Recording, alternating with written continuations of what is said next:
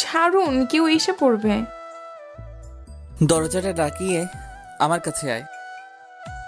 কেন প্রজ্জ্বল ভাইয়া? চুমু খাবো তোকে, তাড়াতাড়ি এদিকে আয়। ভরকে গেল রিদিতা। কফির মগটা কোনো রকম বেড সাইড টেবিলের উপর রেখে এক প্রকার দৌড় লাগালেও সে ঘর থেকে বেরিয়ে যাওয়ার জন্য। এ ঘরে এই মুহূর্তে থাকা মানেই বিপদ, কিন্তু কাজের কাজ কিছুই হলো না। প্রজ্জ্বল আতশোয়া থেকে উঠে দৌড়ে দরজার কাছে গেল রিদিতার আগে। রিদিতার বিস্ময় মিশ্রিত দৃষ্টিতে এক পলক তাকিয়ে ভিতর থেকে দরজা আটকে দিল সে। ভয় পেয়ে গেল রিদিতা। চোখের পলক স্থির হয়ে গেল। হৃদস্পন্দন মিস হয়ে গেল কয়েকটা। শুকনো ঢোক গিলে কয়েক পা পিছিয়ে বারান্দার দরজার দেয়াল ঘেঁষে দাঁড়ালো রিদিতা। সত্যিই কি প্রজ্জ্বল চুমু খাবে নাকি? প্রজ্জ্বল দ্রুত গতিতে রিদিতার দিকে এগোতে লাগলো। রিদিতা তো দেয়াল ভেদ করে বেরিয়ে যেতে পারলেই বাঁচে। নিঃশ্বাস আটকে দম মেরে দাঁড়িয়ে আছে সে। মুখ থেকে কোনো কথা বের হচ্ছে না। শরীর ক্রমাগত কাঁপছে। মস্তিষ্ক শূন্য শূন্য লাগছে। দম বন্ধ হয়ে আসছে। এই বুঝি টপপাস করে উপরে চলে যাবে সে। প্রজ্জ্বল ভাই। অস্ফুট স্বরে কিছু একটা বলতে নেওয়ার আগে রিদিতার অধরে আঙ্গুল চেপে আটকে দিল প্রজ্জ্বল। চুপসে গেল রিদিতা। হাত পা কাঁপতে শুরু করে দিয়েছে ইতিমধ্যেই। কাঁপুনিটা আরো বেড়ে গেল কয়েক গুণ যখন প্রজ্জ্বল এক হাতে রিদিতার দুহাত আঁকড়ে উপর করে দেয়ালে চেপে ধরল। এবার হৃদস্পন্দন থেমে যাবার জোগাড় হয়েছে রিদিতার। চোখ খিচে বন্ধ করে রেখেও দম আটকে আসছে তার। লুটিয়ে পড়তে চাচ্ছে সমস্ত শরীর। ঘোলা ঘোলা লাগছে মস্তিষ্ক। পালাচ্ছিলি কোথায় শুনি? বড্ড অবাধ্য হয়ে যাচ্ছিস হৃদি। খুব সাহস হয়ে গেছে তাই না? আমার অনুমতি না নিয়ে ঘর থেকে বেরিয়ে যাচ্ছিলি। এত সাহস কই থেকে আসে তোর? রিদিতা অনিচ্ছুক আঁখি পল্লব মিটমিট করে খুলে তাকালো প্রজ্জ্বলের দিকে। চোখে চোখ পড়তেই থমকে গেল রিদিতা। প্রজ্জ্বলের চোখে মুখে স্পষ্ট রাগের ধাঁচ। হঠাৎই খেই হারিয়ে ফেলল রিদিতা। কিছু বলতে নিয়েও আটকে গেল গলাতে। দলা পাকিয়ে গেল সব কথা। প্রজ্জ্বল অধরে আঙ্গুল ছুঁয়ে দিয়ে সেই হাত রাখল রিদির কোমরে। শক্ত হাতের স্পর্শে কেঁপে উঠল রিদিতা। হাতের স্পর্শ ধীরে ধীরে কঠিন হতে লাগলো। রাগান্বিত স্বরে প্রজ্জ্বল বলল, কালা হয়ে গেছিস? কথা কানে যায় না? কাছে ডাকলাম এলি না কেন? কম্পিত কণ্ঠে বলল রিদিতা, ছাড়ুন, কেউ এসে পড়বে। তোর মতো গাধি পৃথিবী শুদ্ধ একটাও দেখিনি। চোখের সামনে দরজা লাগিয়ে দিলাম, দেখতে পাসনি? কানের সাথে চোখটাও খেয়ে বসে আছিস তাই না? আর ভুলে যাচ্ছিস কেন? তোর উপর সব রকমের অধিকার আছে আমার। বাসায় যাবো আমি। থাপড়িয়ে গাল লাল করে দেব। বেয়াদব মেয়ে, আমাকে টেনশনে ফেলে খুব শান্তি পাস তাই না? কাল রাতে ফোন ধরছিলি না কেন শুনি? মাঝরাতে বাসার কাউকে ফোনও দিতে পারছিলাম না। রাতেই বেরিয়ে পড়েছি রাজশাহী থেকে। মেরে তোর হাড়গোড় আজ সবগুলো গুঁড়ো করে দেব আমি। আম্মুকে দিয়ে ডেকে এনেছি তোকে ছেড়ে দেওয়ার জন্য। এত সহজে ছাড়া পাবি নাকি? বল, ফোন ধরছিলি না কেন? লোকটা রাজশাহী থেকে ঢাকা এতটা রাস্তা ড্রাইভিং করে এসেছে। অনুতপ্ত হলো রিদিতা। ছলো ছলো চোখে প্রজ্জ্বলের দিকে তাকালো, কিন্তু পর মুহূর্তেই মস্তিষ্কে ঠেকলো প্রজ্জ্বলের বলার শেষ কথাটা। ফুপিকে দিয়ে ডেকে পাঠিয়েছে মানে? তার মানে সবকিছু প্রজ্জ্বল ভাই ইচ্ছাকৃত ভাবে? আজ সকালে। রিদিতা, তুই একটু তাড়াতাড়ি চলে আয় তো মা, খুব দরকার। কেন ফুপি, কি হয়েছে? সব ঠিকঠাক আছে তো?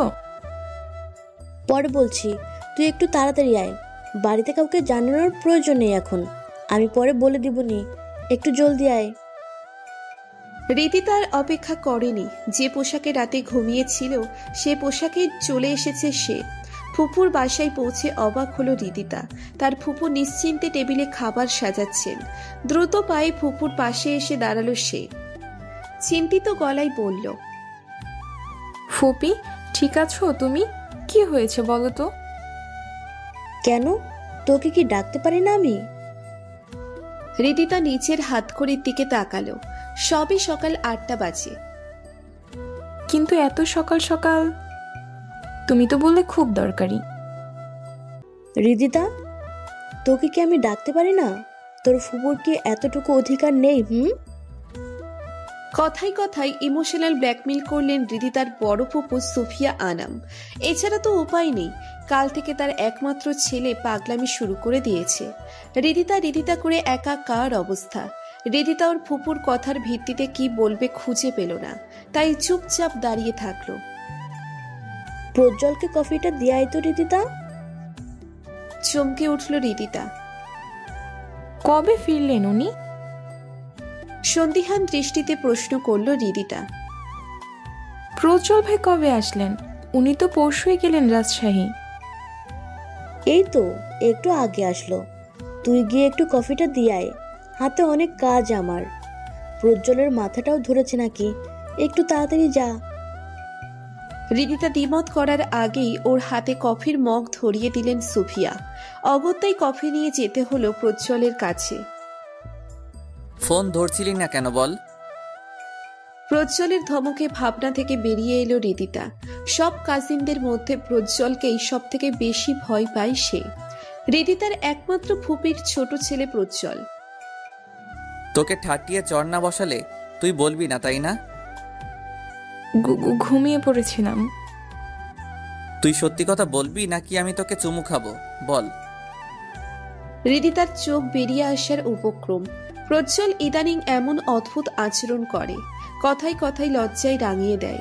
প্রজ্জ্বলের কথার প্রেক্ষিতে কোনো উত্তরের দিশা খুঁজে পেল না রিদিতা। স্ট্যাচুর মতো থম মেরে দাঁড়িয়ে থাকলো সে। বলবি না তাই তো, ঠিক আছে। কথাটা বলেই আস্তে ধীরে রিদিতার অধরের দিকে এগিয়ে আসতে লাগলো প্রজ্জ্বল। ধক করে উঠল রিদিতার বুক, হাত পা অস্বার হয়ে আসতে লাগলো। আবারও একটা শুকনো ঢোক গিলল সে। প্রজ্জ্বল কাছে আসতেই এমন হয় ওর হৃদস্পন্দন বেড়ে যায়, কাঁপাকাঁপি শুরু হয়ে যায়, নিঃশ্বাস আটকে আসে বারংবার। এই মুহূর্তে শরীর ছেড়ে দিতে ইচ্ছে করছে রিদিতার। দু পায়ের আঙ্গুল দিয়ে মেঝে আটকে ধরেও সে ব্যালেন্স রাখতে পারছে না যেন। অতিরিক্ত ভয়ে কম্পিত ঠোঁট যুগল নাড়িয়ে অস্ফুট কণ্ঠে বলল, দূরে সরুন প্লিজ, আমায় যেতে দিন। প্রজ্জ্বলের মধ্যে কোনো ভাবাবেগ হলো না। সে ক্রমাগত এগিয়ে যেতে লাগলো রিদিতার কম্পমান ঠোঁট বরাবর। দুজনের অধরের দূরত্ব ছুঁই ছুঁই প্রায়। হঠাৎই ফুঁপিয়ে কেঁদে উঠল রিদিতা। কান্নার ধ্বনি কান পর্যন্ত যেতেই নেশাতুর প্রজ্জ্বল থমকে গেল। চোখ তুলে দেখল রিদিতা কাঁদছে। হঠাৎই দিশেহারা হয়ে উঠল প্রজ্জ্বল। রিদিতা খুব শক্ত একটা মেয়ে, সে তো এত সহজে কাঁদে না। কি হলো হঠাৎ? ভয় পেয়েছে? মুহূর্তেই হাতের বাঁধন আলগা করে দিল প্রজ্জ্বল।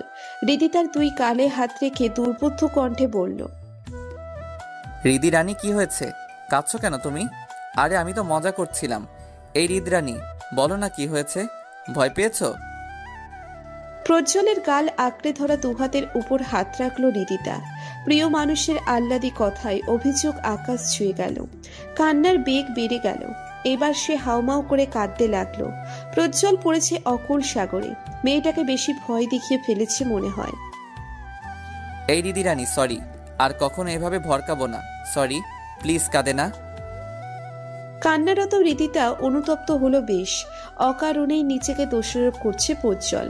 কান্নার বেগের কারণে আসল ঘটনাও বলতে পারছে না সে। কাল কাল কাল কি হয়েছে রিদরানী? কেউ কিছু বলেছে? মামুনি বকা দিয়েছে?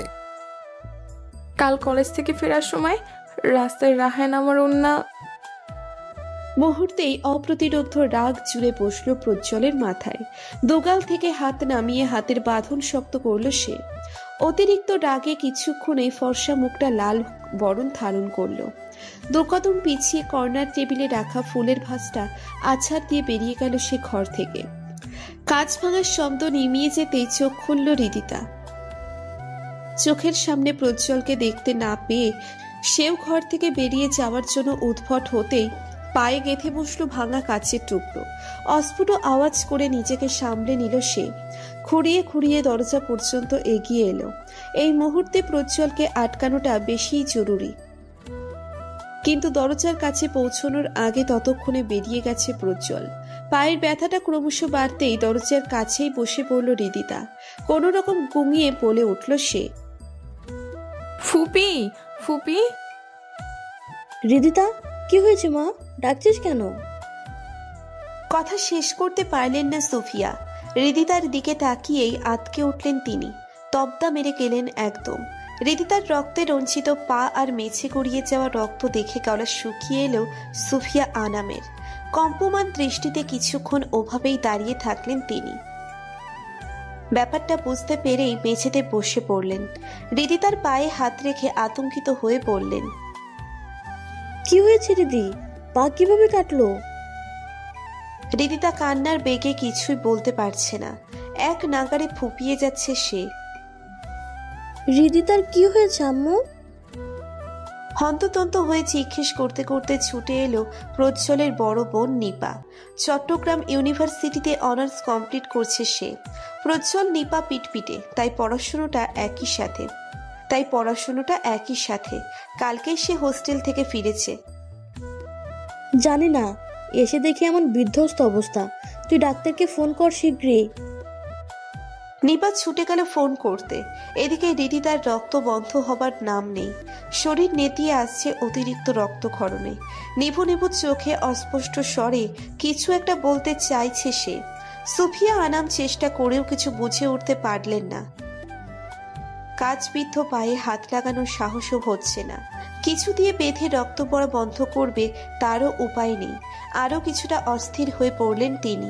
হৃদিতার এমতো অবস্থা দেখে নিপার উদ্দেশ্যে চেঁচিয়ে বলে উঠল, একটু তাড়াতাড়ি কর নিপা, রক্ত যে বন্ধ হচ্ছে না। ফোন তো দিয়েছি মা, ডাক্তার আঙ্কেল ফোন তুলছেন না। গভীর চিন্তায় পড়ে গেলেন সুফিয়া আনাম। হৃদিতার অবস্থাও ভালো না, কি করবেন এখন তিনি? সকাল সকাল প্রজ্জ্বলের বাবাও অফিসের কাজে বেরিয়ে গেছেন, কিন্তু প্রজ্জ্বল কোথায়? হৃদিতার এমন অবস্থা অথচ প্রজ্জ্বল নেই। প্রজ্জ্বলের কথা মাথায় আসতেই তিনি প্রজ্জ্বলকে ডাকতে লাগলেন, প্রজ্জ্বল, এই প্রজ্জ্বল। ফুপি, ওনাকে আটকাও, কিছু একটা অঘটন ঘটে যাবে ফুপি। অস্পষ্ট স্বরে কথাটা এতক্ষণ পর উচ্চারণ করলো হৃদিতা। ততক্ষণে বেরিয়ে গেছে প্রজ্জ্বল। হৃদিতার আধো কণ্ঠের কথা শুনে মুহূর্তেই সবকিছু বুঝে গেলেন সুফিয়া আনাম। প্রজ্জ্বল সহজে রেগে যায় না, নিশ্চিত হৃদিতা রিলেটেড কিছু একটা হয়েছে। ছেলেটা আজ আবার কি অঘটন ঘটাবে কে জানে। রাস্তার ছেলেগুলোর সাথে ঝামেলা না বাঁধালে হতো না? দেশে কি আইন কানুন নেই? পুলিশকে খবর দিলেই তো হয়ে যেত। নিজে গিয়ে ওদের সাথে মারামারি করার খুব কি দরকার ছিল? ড্রয়িং রুমের সোফায় বসে ঝাঁঝালো কণ্ঠে প্রজ্জ্বলকে শাসন করছেন আতিক সাহেব। বাবা, ওরা রিদির সাথে খারাপ ব্যবহার করছে। তো কি হয়েছে? তোমার কি মনে হয় রিদিতাকে শুধু তারা উত্ত্যক্ত করেছে? দেশে আইন কানুন জলাঞ্জলি যায়নি প্রজ্জ্বল। নিজের হাতে আইন তুলে নেওয়া মোটেও শোভনীয় নয়। আজ তুমি ওদের মেরে ধরে থামিয়ে রাখলে, কদিন পর ওরা যে রিদিতার কোনো ক্ষতি করতে উদ্যত হবে না সেই বিষয়ে কি নিশ্চিত তুমি? সুফিয়া, তোমার ছেলেকে বলে দাও সে যেন আর দাদাগিরি করতে না যায়।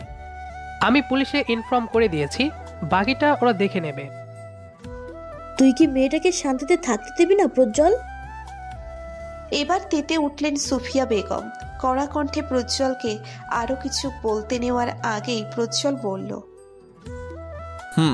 তোমার ভাস্তির শাস্তিটা চোখে পড়ে, আর আমার অশান্তিটা তোমার চোখে লাগে না? তোর এই অতিরিক্ত রকমের বাড়াবাড়ির কারণে মেয়েটার সাথে সকালে এত বড় একটা অঘটন ঘটে গেল। ডাক্তার তো বলেছে তেমন কোনো ফ্র্যাকচার হয়নি মা, শরীর থেকে একটু বেশি রক্ত পড়েছে, এই যা। ও বেঁচে আছে, এটাই আমার কাছে অনেক। চমকে উঠলেন সুফিয়া সহ ড্রয়িং রুমে বসে থাকা আতিক সাহেব ও নিপা।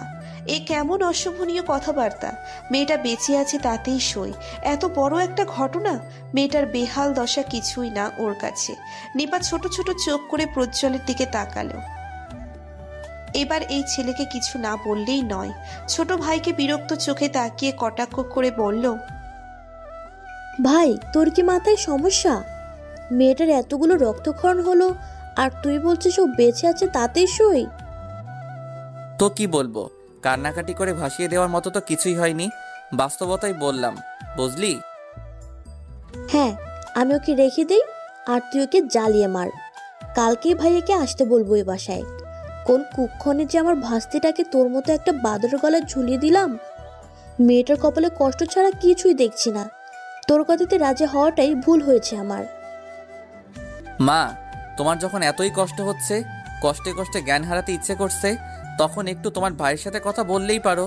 তাকে একটু রাজি করিয়ে তোমার ভাস্তিকে এনে দিতেই পারো আমার কাছে, তাহলেই হয়ে যাচ্ছে। প্রমিস করছি তখন আর জ্বালাবো না হৃদিতাকে। বাবা, তুমিও তো একটু তোমার শালাবাবুকে বোঝাতে পারো, তাই না?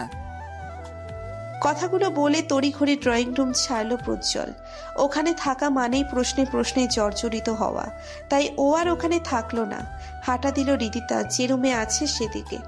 এদিকে ছেলের এমন লাগামহীন কথায় লজ্জা পেলেন আতিক সাহেব। কি এক যাচ্ছে তাই অবস্থা, কবে যেন ছেলের জন্য পাবনায় সিট বুক করতে হচ্ছে। কি করছে আমার হৃদি রানী? দরজা হালকা ভিড়িয়ে দিয়ে ঘরে ঢুকলো প্রজ্জ্বল। হৃদিতা শুয়েছিল। প্রজ্জ্বলকে দেখে ধীরে ধীরে আতশোয়া হলো সে, কিন্তু মুখটা গোমরাহ করে রাখলো। ঘুম হলো তোর? হুম পায়ে ব্যথা করছে এখনো? হুম রাগ করেছিস? চুপ থাকলো হৃদিতা, কারণ ও সত্যি সত্যি রাগ করেছে। প্রজ্জ্বলের এমন বেদম সাহসিকতার মাঝে মাঝে চিন্তায় ফেলে দেয় ওকে। কেন যে বলতে গেল রাইহানদের কথা, আবার না বলেও উপায় ছিল না। এ ছেলে যে কোনো উপায়ে নিশ্চিত জেনে নিত, কিন্তু এভাবে চললে যদি কোনো অঘটন ঘটে যায়। মুখে না প্রকাশ করলেও প্রজ্জ্বলকে ভীষণ রকমের ভালোবাসে হৃদিতা। মুখ ঘুরিয়ে অন্যদিকে তাকিয়ে থাকলো ও। এই মুহূর্তে ভীষণ রকমের রাগ হচ্ছে ওর প্রজ্জ্বলের উপর। ছেলেটা ইদানিং বড্ড অবাধ্য হয়ে যাচ্ছে। হৃদিতার মুখ ঘুরিয়ে নেওয়া দেখে হাসলো প্রজ্জ্বল। মেয়েটা কথায় কথায় অভিমান করে বসে। দাঁড়িয়ে থাকা থেকে বসে পড়ল প্রজ্জ্বল। হৃদিতার পাশে বসে ওর দুদিকে দুহাত দিয়ে আটকে দিল। হৃদিতা ভড়কে গেল। হঠাৎ প্রজ্জ্বল সামনে আসায় ভয় পেয়ে গেছে। সরে যাওয়ার আর কোনো পথ খুঁজে পেল না সে। কি হয়েছে? অভিমান করেছিস? তোর জন্য আমি হিরোগিরি করে এলাম আর তুই অভিমান করছিস? This is not fair. হৃদিতার হঠাৎ রাগ উঠে গেল। ঝাঝালো কণ্ঠে বলল, চুপ করুন আপনি। কে বলেছিল আপনাকে হিরোগিরি করতে? আমি বলেছিলাম যেতে। যদি কিছু একটা হয়ে যেত তখন তখন কি করতাম আমি? বাসায় যাব আমি এই মুহূর্তে। এখনই দিয়ে আসুন আমায়। দেখতে ইচ্ছে করছে না আপনাকে। অসহ্য, একদম অসহ্য লাগছে সব কিছু। ইস, এত চিল্লাচিল্লি করছিস কেন? কান ফাটিয়ে ফেলবি নাকি? শ্বশুর বাড়ি এসেছিস, কটা দিন এখানেই থাক। হৃদিতা এত কিছু বলল আর প্রজ্জ্বলের সেটা চিল্লাচিল্লি মনে হচ্ছে। কোনো কথার গুরুত্ব নেই প্রজ্জ্বলের কাছে। মজা করছে প্রজ্জ্বল। অভিমানের বেড়া চালে আরো বহির্ভূত হলো হৃদিতা। গলায় সবগুলো দলা পাকিয়ে কান্নার রেশ নিল। চোখ জোড়া বন্ধ করতেই গড়িয়ে পড়ল দুফোঁটা অভিমান। প্রজ্জ্বল থমকালো। হৃদিতার কান্নাটা ও একদমই সহ্য করতে পারে না। হৃদস্পন্দন অস্বাভাবিক হয়ে যায়। সবকিছু ভেঙে গুড়িয়ে ফেলতে ইচ্ছে করে। হৃদিতার দোকালে তর্জনী দিয়ে কান্না মুছিয়ে বুকে আলতো করে জড়িয়ে ধরল প্রজ্জ্বল। মেয়েটা মাঝে মাঝে এমন অভিমান করে বসে। হৃদিতার কান্না থামছে না। নিঃশব্দে কেঁদে যাচ্ছে ও। প্রজ্জ্বল হৃদিতার মাথাটা দুহাতে ধরে সামনে আনলো। কপালে আলতো করে অধর ছুঁয়ে বলল, কাঁদিস না প্লিজ। তোর কান্নাটাই সব থেকে বড় শত্রু আমার। ওর আগমনে নিজেকে সংযত করতে পারি না আমি। প্লিজ চুপ কর হৃদি। কান্না থেমে গেল হৃদিতার। ওর অশ্রুসিক্ত নয়নে তাকিয়ে তৃপ্ত হলো প্রজ্জ্বল। মেয়েটা ওকে হারানোর ভয়ে কতটা আড়ষ্ট, কিন্তু হৃদি তো জানে না প্রত্যেকটা মুহূর্তে ওকে হারিয়ে ফেলার ভয়ে এভাবেই আড়ষ্ট হয়ে থাকে প্রজ্জ্বল। শুধু হৃদিতার মতো এত কান্নাকাটি করে ভাসিয়ে দিতে পারে না সে। আচ্ছা শোন হৃদি, তোর জন্য আমি ফাইট করে এলাম, হিরোগিরি দেখালাম। এই জন্য কি আমার কিছু প্রাপ্য নয়? বাঁকা হেসে হৃদিতাকে গমগমে কণ্ঠে বলল প্রজ্জ্বল। হৃদিতা কিছু বুঝল না। ডান হাতের পিঠে চোখের পানিটুকু মুছে ভ্যাবলাকান্তের মতো তাকিয়ে থাকলো প্রজ্জ্বলের দিকে। কি প্রাপ্যের কথা বলছে সে? এভাবে তাকাস না তো, হৃদস্পন্দন আটকে যায় আমার। মেরে ফেলার ধান্দা, তাই না? আমি মরে গেলে তো অন্য ছেলের গলায় ঝুলে পড়বি। বুঝি বুঝি তোর সব বুদ্ধি ধরে ফেলেছি আমি। হুদায় কথাবার্তা বলবেন না প্রজ্জ্বল ভাই। কি প্রাপ্যের কথা বললেন তখন? বোকা বোকা কণ্ঠে কথাগুলো বলল হৃদিতা। তোকে নিয়ে হয়েছে আরেক জ্বালা, কিছুই বুঝিস না, নাকি বুঝেও বোঝার চেষ্টা করিস না। ফটাফট চুমু দে একটা। তোর জন্য এত কিছু করলাম, তার বিনিময়ে কিছু তো চাই, তাই না? চমকে উঠল রিদিতা। শুকনো একটা ঢোক গিলে মাথাটা পিছিয়ে একটু সরে বসল সে। কি অসভ্যের মতো কথা বলছে প্রজ্জ্বল, আজকে সকালেও ঠিক একই কথা বলছে। রিদিতার আগে তো এমন বলতো না প্রজ্জ্বল। রিদিতার ভয়কে আরো বাড়াতে বাঁকা হাসলো প্রজ্জ্বল। ওর দুগাল আলতো করে চেপে ধরে মুখ এগিয়ে নিয়ে গেল রিদিতার দিকে। চোখে হাজারো আতঙ্ক নিয়ে নয়ন যুগল খিচে বন্ধ করে নিয়েছে রিদিতা, কিন্তু প্রজ্জ্বলের যাই আসে না সেদিকে। সে ক্রমাগত এগিয়ে নিচ্ছে মুখ। রিদিতার ভয়কে পূর্ণতা দিয়ে ওর গালে সজোরে কামড় বসালো প্রজ্জ্বল। আপনার মতো অসভ্য লোক আমি জীবনও দেখিনি প্রজ্জ্বল ভাই। গালে হাত ঘষে কটাক্ষ করে প্রজ্জ্বলকে কথাটা বলল রিদিতা। চোখে মুখে রাগান্বিত ভাব স্পষ্ট ফুটে উঠেছে। রিদিতার দিকে এক পলক তাকিয়ে কিছুটা সরে বসল প্রজ্জ্বল। তারপরেই হো হো করে হেসে দিল। অবাক হলো রিদিতা। এক ঝাঁক বিরক্তি নিয়ে কয়েক মুহূর্ত তাকিয়ে থাকলো প্রজ্জ্বলের দিকে। এত হাসার কি হচ্ছে বুঝতে পারছে না সে। হঠাৎ হাসি থামিয়ে দিল প্রজ্জ্বল। দুহাত বুকে গুজে তীক্ষ্ণ দৃষ্টি ফেলল রিদিতার উপর। গম্ভীর কণ্ঠে বলল, তুই যে তোর বরকে কথার পিঠে 2-4 বার ভাই ডাকিস, সেটা অসভ্যতামো নয়। তোর ভাগ্য ভালো কামড়টা গালে বসিয়েছি। আপনার সাথে ধর্ম মোতাবেক এখনো বিয়ে হয়নি উজ্জ্বল ভাই। তুই আবার ভাই ডাকছিস? তো কি ডাকবো? সারা বাড়ি ঘুরঘুর করে বর্বর ডেকে বেড়াবো? তাই করবি। আপনি পাগল হয়ে গেছেন প্রজ্জ্বল ভাই। অতি শীঘ্রই আপনাকে ডাক্তার দেখানো প্রয়োজন। তুই যদি এভাবে ভাই ভাই ডাকতে থাকিস তাহলে আমি নিশ্চিত পাগল হয়ে যাব। দয়া করে ভাই বলাটা বন্ধ কর, হাত জোর করছি আমি তোর কাছে। হঠাৎই খিলখিলিয়ে হেসে উঠল রিদিতা। ওর হাসি দেখে মনে হচ্ছে কেউ অনেক ফানি কিছু একটা বলছে ওর সামনে। প্রজ্জ্বল হাসির দিকে এক দৃষ্টিতে তাকিয়ে থাকলো। বিরক্ত হলো না সে, বরং সেই হাস্যোজ্জ্বল মুখে তাকিয়ে স্মিত হাসলো। এই হাসিতেই তো হাজারো বার খুন হয়েছে সে। এভাবে হাসিস না তো, নইলে আরেকবার কামড় দিব। প্রজ্জ্বলের এমন বেহায়াপনা কথায় তৎক্ষণাৎ হাসি থামিয়ে দিল রিদিতা। আজ সকাল থেকেই প্রচন্ড রকমের রোদ উঠেছে, ঝলসে দিচ্ছে ধরণী। বাহিরে দুদণ্ড দাঁড়ানোর জো নেই। এখন সকাল 10টা। এই অসহ্য রকম রোদের ছাদে দাঁড়িয়ে আছে নিপা। পরনে ভারী শাড়ির সাথে হালকা সাজ। মিনিট কয়েকের ব্যবধানেই ফর্সা মুখটা টকটকে লাল হয়ে আছে। অতিরিক্ত কান্নার ফলে নাকি রোদের কারণে বোঝা যাচ্ছে না ঠিকভাবে। নিপাদি, তুমি এই কড়া রোদের মধ্যে দাঁড়িয়ে এখানে কি করছো বলো তো? ফুবি তোমাকে নিচে ডাকছে। একটু পরই তোমাকে দেখতে লোক চলে আসবে। চলো চলো, নিচে চলো। ছাদের দরজায় দাঁড়িয়ে জোরে জোরে কথাগুলো বলল রিদিতা। কয়েকটা দিন কেটে গেছে এর মধ্যে। রিদিতার ক্ষতটাও ভালো হয়ে গেছে। আজ নিপাকে দেখতে আসবে পাত্রপক্ষ। ছেলে ভালো চাকরি করে, দেখতে সুদর্শন, পরিবার ভালো, তাই বাসার কেউ আর দ্বিমত পোষণ করেনি। পছন্দ হলে আজকেই বিয়েটা হয়ে যেতে পারে। নিপাকে আসতে না দেখে রিদিতা ভুরু কুঁচকে তাকালো। কি হলো আবার নিপার? রোদ থেকে একটু বাঁচতে কপালে ডান হাত ভাঁজ করে নিপার কাছে গিয়ে দাঁড়ালো রিদিতা। নিপার হাত ঝাঁকিয়ে বলল, এই দি, এত রোদের মধ্যে? থেমে গেল রিদিতা। কড়া রোদে চোখে কিছু দেখা দায়ী হলেও নিপার লাল চোখ স্পষ্ট দেখতে পেল সে। ভয়ার্থ কণ্ঠে বলল, এই দি, কি হয়েছে তোমার? চোখ মুখের এমন দশা কেন? কাঁদছো কেন তুমি? দি, কি হয়েছে বলো? কেউ কিছু বলেছে? নিপাকে চুপ থাকতে দেখে ওকে টেনে ছাদের দরজা থেকে কয়েকটা সিঁড়ি নিচে নেমে দাঁড়ালো রিদিতা। নিপার মুখে তাকিয়ে আটকে উঠল। সম্পূর্ণ মুখ অসম্ভব রকমের লাল হয়ে আছে। কাজল লেপটে গিয়ে যা তা অবস্থা। কাঁপা কাঁপা কণ্ঠে বলল রিদিতা, দি বলো না কি হয়েছে? এভাবে কাঁদছো কেন? কি হয়েছে রে? তোরা কি করছিস এখানে? মা নিচে ডাকছে তোদের। ছাদের দরজায় প্রজ্জ্বলকে দাঁড়িয়ে থাকতে দেখে নিপা রিদিতা দুজনেই ভয় পেয়ে গেল। নিপা তড়িঘড়ি হাতের পিঠে চোখের পানি মুছে স্থিরভাবে দাঁড়িয়ে রইল। ততক্ষণে প্রজ্জ্বল দেখে নিয়েছে নিপার অবস্থা। রিদিতা কিছু বলতে নেওয়ার আগে প্রজ্জ্বল আবারও বলল, কি হয়েছে রে রিদিতা?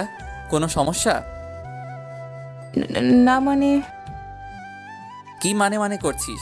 কি হয়েছে রে নিপা, তুই বল, কি সমস্যা তোর? চোখ মুখের এমন হাল বানিয়ে বসে আছিস কেন? একটু পর তোর হবু বর আসছে, একেবারে বিয়ে করে নিয়ে যাবে। আজকেই তোকে বিদায় করব। এতক্ষণের চেপে রাখা কষ্টটা হঠাৎই গভীর রূপ নিল। প্রজ্জ্বলের কথা শুনে কেঁদে দিল নিপা।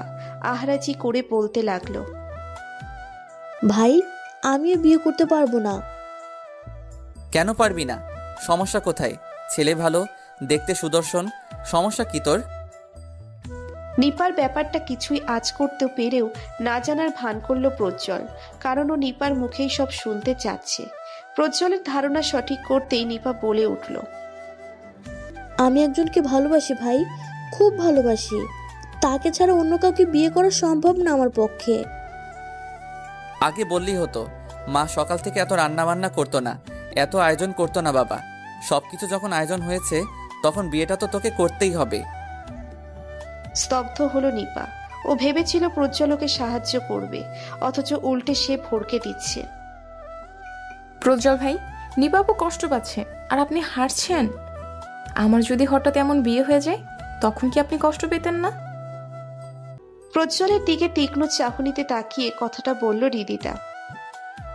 ঠাটিয়ে চল লাগাবো বেয়াদব মেয়ে, ভুলভাল কথা বলবি না একদম। তুই আমার বউ, কিভাবে অন্য ছেলের কথা মুখে আনিস? আমি তো শুধু উদাহরণ। রাখ তোর ফালতু কথা, আর একদিন তোর এমন ফাউল কথা শুনি, তারপর বুঝবি। হাতে ওড়না পিছিয়ে মুখ বাঁকিয়ে অন্যদিকে তাকালো রিদিতা। সে তো ভুল কিছু বলেনি। নিপা শোন, পাত্রপক্ষের সামনে বসলে বিয়ে হয়ে যায় না, বুঝলি? তোর ইচ্ছের বিরুদ্ধে কেউ তোকে ধরে বেঁধে বিয়ে দিবে না। তুই নিচে যা, বাকিটা আমি দেখে নিব। নিশ্চিন্ত থাক তুই। এই রিদি, ওর সাজগোজ সব ঘেটে গেছে, ঠিকঠাক করে নিয়ে আয়, নয়তো পাত্রপক্ষ দেখে জ্ঞান হারাবে। কথাগুলো বলেই সিঁড়ি দিয়ে হুইসেলিং করতে করতে নিচে নেমে গেল প্রজ্জ্বল। নিপা একটু হাসলো, কিছুটা হলেও স্বস্তি পেয়েছে সে। প্রজ্জ্বল যখন বলেছে তখন কিছু একটা ব্যবস্থা করবেই সে। পাত্রপক্ষের সামনের সিঙ্গেল সোফায় বসে আছে নিপা, ওর পিছনে হাসি হাসি মুখে দাঁড়িয়ে আছে রিদিতা। ছেলের বাড়ি থেকে ছেলের মা বাবা বোন এসেছে। ছেলের ছবির থেকেও বাস্তবে বেশি সুদর্শন, নাম জয়। নিপা বরাবর সামনে বসেছে সে, আর চোখে বারবার নিপাকে দেখে যাচ্ছে। একটু পর ছেলে তার বাবার কাছে ফিসফিসিয়ে কিছু একটা বলল।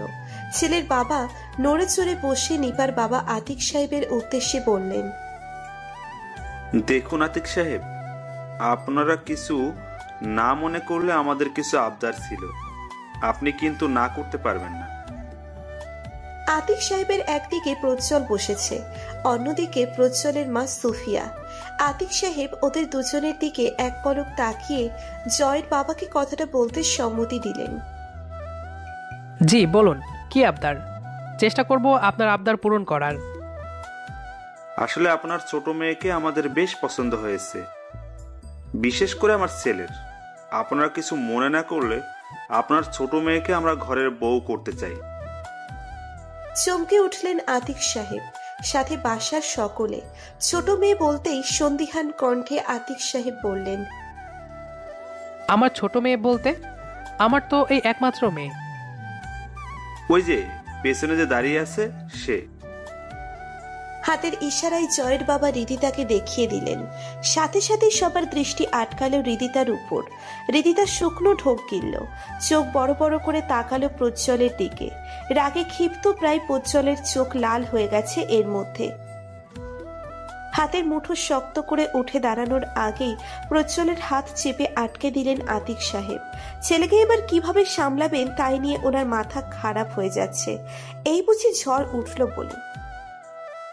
জয়ের বাবার কথা শুনে আতকে উঠলেন আতিক সাহেব। এই বুঝি ছেলে কোনো অঘটন ঘটিয়ে ফেলবে। এই লোক একের পর এক যে উক্তি দিচ্ছে, তাতে করে তার প্রজ্জ্বলকে সামলাতে পারবেন না তিনি। আতিক সাহেব প্রজ্জ্বলের হাত চেপে ধরা অবস্থায় ওর দিকে একবার দৃষ্টি রাখলেন। ছেলের রণমূর্তি চোখে পড়তেই তিনি ভয়ার্থ দৃষ্টিতে তাকালেন জয়ের দিকে। প্রজ্জ্বলের চোখের চাহনিতে তীব্র ক্ষিপ্ততা, যে কোনো সময় মেরে বসতে পারে। যত তাড়াতাড়ি সম্ভব ব্যাপারটাকে সামলে নিতে হবে। তাই আতিক সাহেব জয়ের বাবার উদ্দেশ্যে বললেন, দেখুন, এটা সম্ভব নয়। আপনারা আসতে পারেন। জয়ের বাবা চিন্তিত ভঙ্গিতে বললেন। কেন সম্ভব নয় আতিক সাহেব? আতিক সাহেব এবার পড়লেন বেশ বিপদে। ব্যাপারটাকে সহজভাবে সামলে নিতে চাচ্ছিলেন উনি, অথচ এই লোক কথা বাড়িয়েই চলেছে। এইভাবে উদ্ভট কথাবার্তা চলতে থাকলে তার রাগান্বিত ছেলেকে আর আটকাতে পারবেন না তিনি। এসব ভেবে আরো একবার প্রজ্জ্বলের উপর দৃষ্টি ফেললেন তিনি। প্রজ্জ্বলের স্থির দৃষ্টি জয়ের উপর। অতিরিক্ত রাগে জোরে জোরে নিঃশ্বাস ফেলছে সে। ফর্সা মুখটা টকটকে লাল হয়ে উঠেছে, একেবারে জ্বলন্ত আগুনের লাভা, যে কোনো সময় যে কাউকে ভস্ম করে দিতে সক্ষম। আতিক সাহেব প্রজ্জ্বলের এমন অবস্থা দেখে ওর হাতটা আরো শক্ত করে চেপে ধরলেন। গম্ভীর কণ্ঠে বললেন, যাকে আপনি বৌমা করতে চাচ্ছেন সে বিবাহিত। চমকে উঠলেন জয়ের বাবা। বিবাহিত মানে? এইটুকু মেয়ের বিয়ে হয়ে গেছে?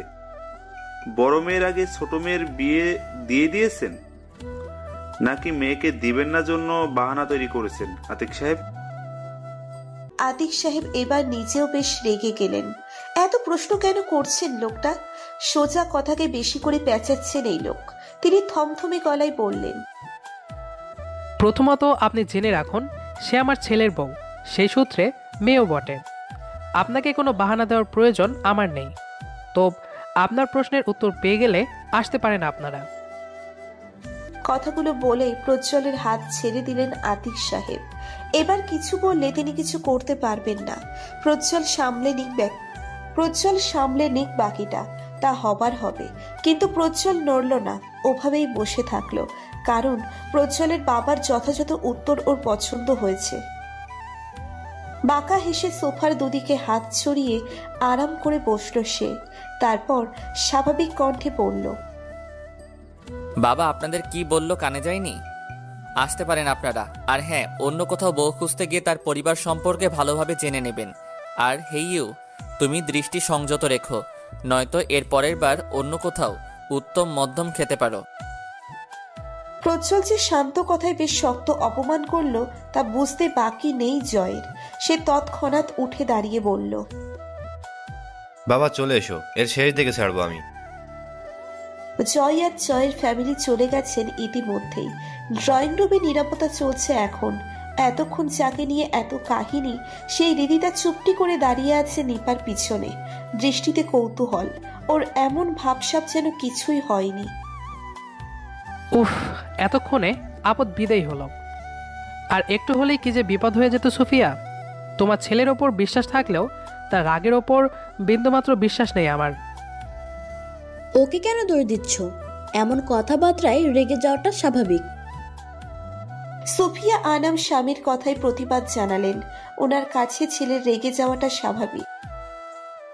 আচ্ছা বাবা, তোমার সামনে যদি তোমার বউকে কেউ বিয়ে করে নিয়ে যেতে চায়, তোমার কি রিয়াকশন হবে? প্রজ্জ্বলের এমন অদ্ভুত যুক্তি দেখে শুকনো গলায় বিষম উঠে গেল আতিক সাহেবের। সুফিয়া তো চোখ বড় বড় করে তাকিয়ে আছেন। ছেলে তার এমন উদাহরণ দেবে কোসমিন কালেও তেনারা কল্পনা করেননি। ছেলের কথা দিন দিন লাগাম ছাড়া হয়ে যাচ্ছে, তা বুঝতে অসুবিধে হচ্ছে না। শেষ পর্যন্ত কিনা নিজের মাকে দিয়ে উদাহরণ। প্রজ্জ্বলের এমন কথা শুনে হঠাৎ চুপটি করে থাকা রিদিতা হেসে উঠল। হাসতে হাসতে সে সামনে এসে সোফায় বসে পড়ল। সবার স্থির দৃষ্টি এখন রিদিতার উপর, অথচ রিদিতার হাসি থামার নাম নেই। সে অকপটে না দেখে পেট চেপে ধরে হেসেই যাচ্ছে, তার হাসি থামার যেন নাম নেই। প্রজ্জ্বল রেগে গেল আকস্মিক, হালকা উঁচু স্বরে বলল, রিদি, ওই রিদি। তৎক্ষণাৎ হাসি থেমে গেল রিদিতার। ভরকানো দৃষ্টিতে তাকালো প্রজ্জ্বলের দিকে। প্রজ্জ্বলের চোখে মুখে রাগ স্পষ্ট। থতমত খেল রিদিতা। সোফা থেকে পা নামিয়ে ঠিকঠাক হয়ে বসলো। কাচুমাচু করে এদিক ওদিক তাকাতে লাগলো। সুফিয়া আনাম ছেলের কাঁধে চাপড় মেরে বললেন, মেয়েটাকে অযথা ধমকাধমকি দিচ্ছিস কেন? তোর কথাবার্তায় দিন দিন যে বেচুট হয়ে যাচ্ছে সেদিকে খেয়াল রেখেছিস? শেষে কিনা আমাকে দিয়ে উদাহরণ দিলি। আর খবরদার, আমার ভাস থেকে ভরকাবি না। হৃদিতা ফুপুর কথায় হাসতে গিয়েও পারল না। নিচু চোখে প্রজ্জ্বলকে দেখে থেমে গেল। প্রজ্জ্বলের চোখের চাহনিতে স্পষ্ট করে বলছে, তোকে তো পরে দেখে নিব রিদি। শুকনো ঢোক গিলল হৃদিতা, হাত কচলিয়ে অন্যদিকে তাকালো। প্রজ্জ্বল, তুই শেষে কিনা তোর মায়ের উদাহরণ দিলি। এই বয়সে তোর মাকে কে পছন্দ করবে বলতো? আতিক সাহেব সুফিয়া আনামকে কথাগুলো ব্যঙ্গ করে বলে হেসে উঠলেন। তার হাসি দেখে বাকি সবাই হেসে উঠল, শুধু সুফিয়া হাসলেন না। তিনি কটমট চোখে তাকিয়ে থাকলেন আতিক সাহেবের দিকে। থেমে গেল আতিক সাহেবের হাসি। তিনি যে ভুল জায়গায় ঢিল ছুঁড়েছেন তা এখন বোধগম্য হচ্ছে। নড়ে চড়ে বসলেন তিনি। পরিবেশ স্বাভাবিক করতে প্রজ্জ্বলের উদ্দেশ্যে বললেন, এবার কিন্তু তোর মামুর সাথে কথা বলে নেওয়া জরুরি। আবার অন্য কেউ হৃদিতাকে বউ করে নিয়ে যাওয়ার প্রস্তাব আনার আগে তোর মামাকে সব জানিয়ে ওকে আমাদের ঘরের বউ করে আনবো। আতিক সাহেবের কথা শুনে হঠাৎই লজ্জা পেল হৃদিতা। চোখ নামিয়ে হাতের মুঠোয় ধরে রাখা ওড়নাটা পেঁচাতে লাগলো। তবে প্রজ্জ্বল স্বাভাবিক। সে একবার হৃদিতার দিকে তাকিয়ে তার বাবার উদ্দেশ্যে বলল, বাবা, আমি কিছু কথা বলতে চাই, খুব দরকারি। আতিক সাহেব একটু চমকালেন। ভ্রু কুঞ্চিত করে প্রজ্জ্বলকে বললেন, এই মুহূর্তে তোর আর হৃদিতার কথা ছাড়া আর কি গুরুত্বপূর্ণ কথা থাকতে পারে? আছে বাবা, অনেক গুরুত্বপূর্ণ কথা আছে। প্রজ্জ্বল কাট কাট গলায় উত্তর দিল। প্রজ্জ্বলের কথায় নিপা আড়ামোড়া ভেঙে উঠে দাঁড়ালো। পা বাড়িয়ে ঘরে যেতে নিতেই প্রজ্জ্বল আটকে দিয়ে বলল, তুই কোথায় যাচ্ছিস? এখানে চুপ করে বসে থাক। নিপা বসল না, তবে প্রজ্জ্বলের কথা শুনে দাঁড়িয়ে থাকলো ঘরে না গিয়ে। সুফিয়া বললেন, কি হয়েছে রে প্রজ্জ্বল? নিপাকে আটকালি কেন? ওকে নিয়ে তো গুরুত্বপূর্ণ কথা, ও না থাকলে হয়? সুফিয়া বললেন, অত ঘুরিয়ে পেঁচিয়ে না বলে সরাসরি বল, কি বলবি? নিপা একটা ছেলেকে ভালোবাসে বাবা, নাম রাতুল। সে আমাদের ভার্সিটির সিনিয়র ছিল, পড়াশোনা শেষ করে এখন ভালো জব করছে। আমি রাতুল ভাইয়াকে ভালোভাবে চিনি, অনেক ভদ্র একটা ছেলে। নিপাকে ভালো রাখবে, আমার যতটুকু বলার বলেছি, বাকিটা তোমার ইচ্ছার উপর নির্ভর করছে। হালকা থমকালেন আতিক সাহেব। মেয়ে তার এত বড় কথা লুকিয়েছে এইটা বুঝতে অসুবিধে হচ্ছে তার। তবে তিনি দ্বিমত পোষণ করলেন না, গম্ভীর কণ্ঠে বললেন, আমার মেয়ের সিদ্ধান্ত আমার কাছে সব থেকে আগে। তবে ছেলের ব্যাপারে আমিও জানতে চাই। তার পরিবারকে নিয়ে কয়েকদিনের ভেতর আসতে বলো, আমি কথা বলতে চাই তাদের সাথে। কথাগুলো বলে ঘরে চলে গেলেন আতিক সাহেব। মেয়ের এত বড় লুকিয়ে রাখা কথায় তিনি একটু অভিমান করেছেন। সুফিয়া আনাম বললেন, আগে বললি না কেন নিপা? তাহলে পাত্রপক্ষের এত কাহিনী দেখতে হতো না। অযথা আমার ঘরের বউকে নিয়ে টানাটানি হলো। তুই রাজি না হলে তোকে কি আমরা জোর করতাম ওদের সামনে বসতে?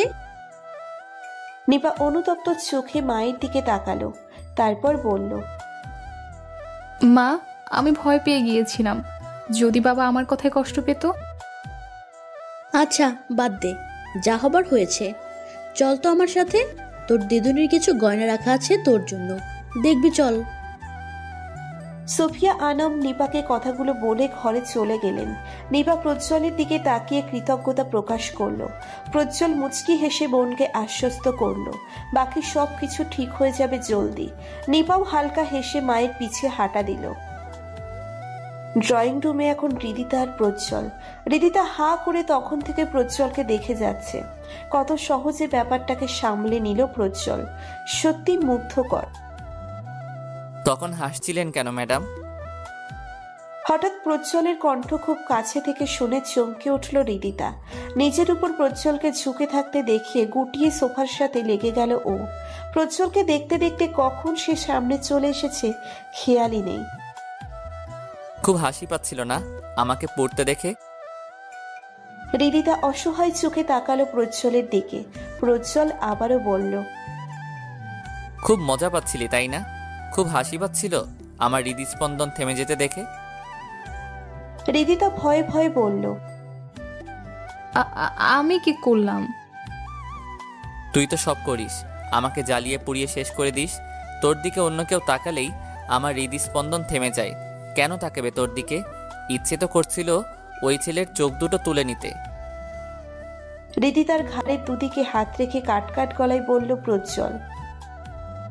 ছেলের যে চোখের সমস্যা আপনি তো আগে বলেননি, টেরা ছেলেকে ধরে এনেছেন।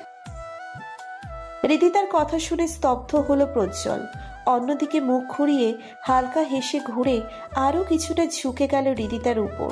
রিদিতা আরো গুটিয়ে গেল, কাচুমাচু হয়ে বলল, আপনি দূরে সরুন তো। প্রজ্জ্বল তো ঘাড় তেরা, সে আরো কাছে চলে এলো। রিদিতার এবার শ্বাস নেওয়া দয় হয়ে দাঁড়িয়েছে। রিদিতাকে অন্য কেউ দেখলে যেমন প্রজ্জ্বলের হৃদস্পন্দন থেমে যায়, তেমন প্রজ্জ্বলের কাছে আসাতে রিদির হৃদস্পন্দন বেড়ে যায় কয়েক গুণ। আপনি একটু দূরে সরুন প্লিজ।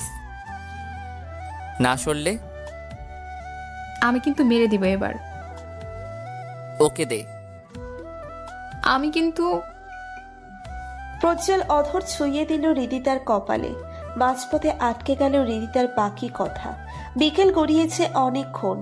রিদিতা দুপুরে খেয়ে ঘুম দিয়েছিল। একটু আগেই উঠল সে। বালিশের পাশ থেকে ফোনটা নিয়ে চোখের সামনে ধরতেই ভীষণ অভিমান হলো তার। প্রায় সপ্তাহ খানিক হয়েছে প্রজ্জ্বলের সাথে কোনো যোগাযোগ নেই, একটা বারের জন্য কথা হয়নি। সে ভীষণ রকমের ব্যস্ত নিপার বিয়ে নিয়ে। প্রজ্জ্বলের বাবা রাজি হয়ে গেছে নিপার সাথে রাতুলের বিয়েতে। রিদিতা গিয়েছিল প্রজ্জ্বলদের বাসায়, কিন্তু এই এক সপ্তাহে একটি বারের জন্য দেখা পাওয়া যায়নি তার। একটা বারের জন্য ফোন দেয়নি প্রজ্জ্বল।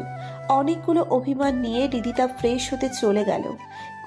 সে ঠিক করে নিয়েছে প্রজ্জ্বলের সাথে সে আর কথা টথা বলবে না। একটু পর ফ্রেশ হয়ে এসে আবারও রিদিতা নিজের ফোনটা হাতে নিল। অবাধ্য মন তো অভিমান শুনতে নারাজ।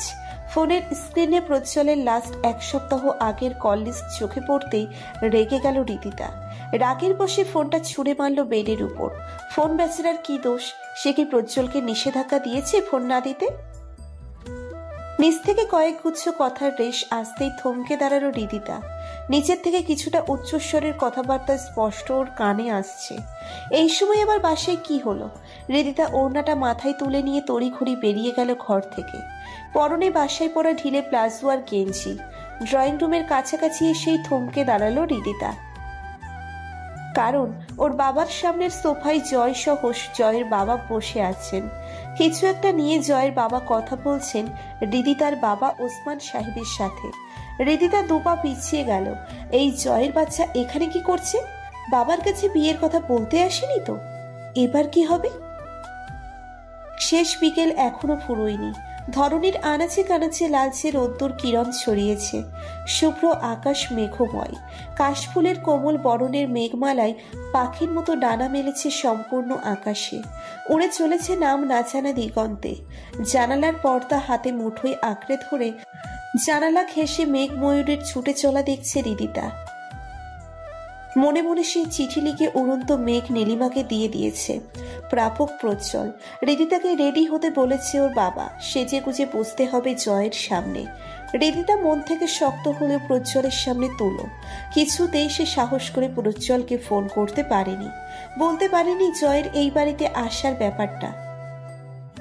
প্রজ্জ্বল জানতে পারলে নিশ্চিত কোনো কাহিনী হয়ে যাবে। এসে যদি কোনো ঝামেলা বাঁধিয়ে বসে তখন? রিদিতা কিছুতেই চাচ্ছে না ওর বাবাকে বাহিরের লোকের সামনে ছোট করতে, আর না পারছে সেজে গুজে জয়ের সামনে বসতে। এই রিদিতা, তুই এখন আর তৈরি হইসনি?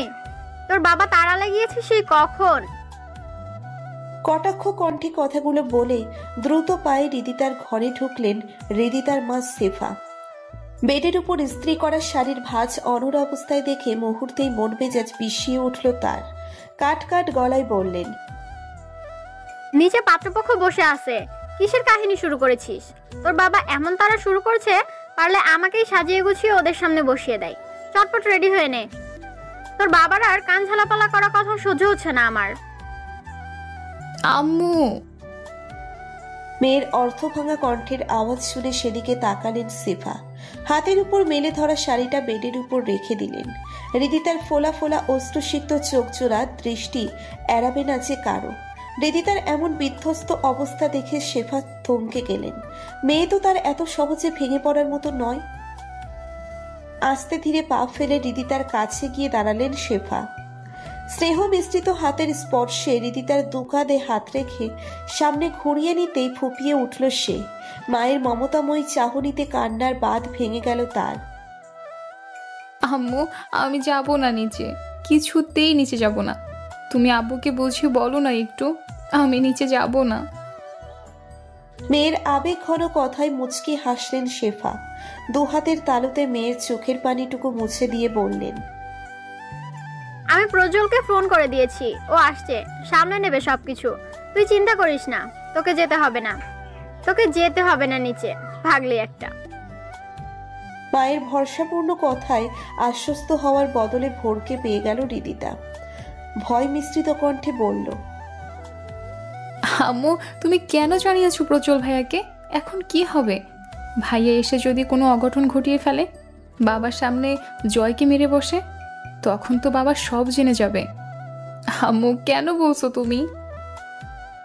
এক হাত কোমরে রেখে অন্য হাতের 2 আঙ্গুল কপালে চেপে চিন্তিত রিদিতা ঘরের দিকে থেকে ওদিকে পায়চারি করতে লাগলো। এবার কি হবে তাই নিয়ে সন্দিহান সে। টেনশনে মাথা ফেটে যাচ্ছে ওর। একই ঘটনার পুনরাবৃত্তি হতে চলেছে আবারও। মেয়ের অস্থিরতা দেখে শেফা বললেন, এত চিন্তা করতে হবে না তোকে, চুপ করে ঘরে বসে থাক। প্রজ্জ্বলকে না জানালেই ওই ছেলের সামনে তোকে বসতে হতো, তখন কি খুব ভালো হতো? যেতি তুই ওই ছেলের সামনে। কিন্তু কোনো কিন্তু নয়, কিচ্ছু হবে না, চিন্তা করিস না একদম। মেয়ের গালে হাত রেখে মেয়েকে আশ্বস্ত করে ঘর থেকে বেরিয়ে গেলেন শেফা। কিন্তু রিদিতার টেনশন বিন্দু মাত্র কমল না। মাথা চেপে ধরে বসে পড়ল বেডে। আগের বারের ঘটনা যদি এবারেও হয় তাহলে? এবার কি করবেন প্রজ্জ্বল ভাই? ভাইয়া, এটা কিন্তু তুই ঠিক করিসনি। প্রজ্জ্বল বিকেলে এবারই না আসলে তো কিছুই জানতাম না। আপা দেখ, আমি নিপার ব্যাপারটা জানতাম। নিপাকে দেখতে আসা ছেলেই যে জয় তা কিন্তু আমি জানতাম না। পরে অবশ্য ওরাই বলেছে সবটা। তাই বলে তুই রাজি হয়ে যাবি রিদিদের সাথে জয়ের বিয়েতে? ওরা প্রস্তাব আনলো আর তুই রাজি হয়ে গেলি? আমাদের জানানোর প্রয়োজন মনে করলি না? আমি তো রাজি হইনি আপা, শুধু বলেছে সিদ্ধান্ত পরে জানাবো। তোমাদের মতামতের গুরুত্ব আছে আমার কাছে। তাহলে না করে দে এই বিয়েতে। সুফিয়ার কথা শুনে ভুরু কুঁচকে এলো ওসমান সাহেবের। তিনি দ্বিমত পোষণ করে বললেন, ছেলে খারাপ কিসে আপা? ভালো জব করে, ফ্যামিলি ভালো, ছেলে দেখতে মাশাআল্লাহ। নিপার বিয়েটা যখন ওখানে হয়নি, আর তাছাড়া প্রথম থেকেই যখন রিদিতাকেই ওদের পছন্দ, তখন বিয়েটা দেওয়া যেতেই পারে। সুফিয়া আনাম রেগে গেলেন। কাট কাট গলায় একমাত্র ছোট ভাইকে উদ্দেশ্য করে বললেন, দেখ ভাইয়া, তুই যখন আমাদের মতামতের এতটা গুরুত্ব দিস, তাহলে জয়ের সাথে বিয়ের আমরা সম্মত নই। কিন্তু কেন?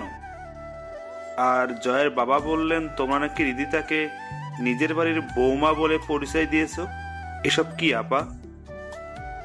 সুফিয়া আনাম এবার একটু নড়ে চড়ে বসলেন। ভাইকে কি এবার সত্যিটা বলে দেওয়া উচিত?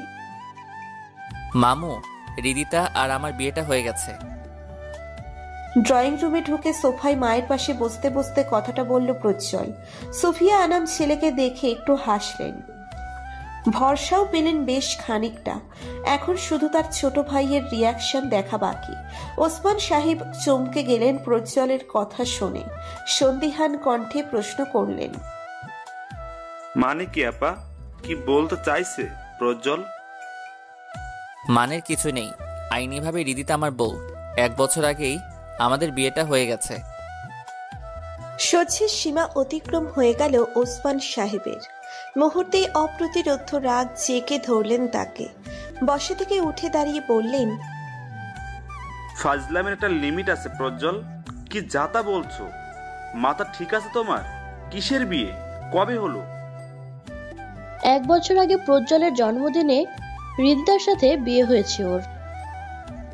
সোজা সাপটাভাবে উত্তর দিলেন সুফিয়া। সাংঘাতিক রেগে গেলেন ওসমান সাহেব। শক্ত কণ্ঠে বললেন, যে বিয়ে সম্পর্কে আমি অবগত নই সে বিয়ে আমি মানি না।